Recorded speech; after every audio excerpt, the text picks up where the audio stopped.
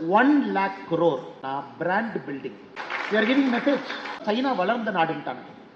நம்முடைய prime minister ஓபனா சொல்லிட்டாரு 2036ல நாங்க ஒலிம்பிக்ஸ் நடத்தணும், நாங்க ஆசையா இருக்கோம். இந்தியால நடத்துறதுக்கு நாம கணக்கு போட்டிருக்கிற செலவு 1 lakh crore, 1 லட்சம் கோடி ரூபாய் நாம செலவு செய்ய போறோம்.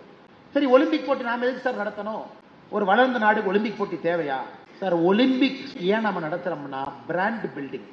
எங்க நாட்டுல ஒலிம்பிக் போட்டியை நடத்துற அளவுக்கு நாங்க தயாரா இருக்கிறோம்னா நாங்க தேர்ட் வேர்ல்டு கண்ட்ரியில நாங்க ஃபர்ஸ்ட் வேர்ல்டு கண்ட்ரி மெசேஜ் கொடுக்கிறோம்.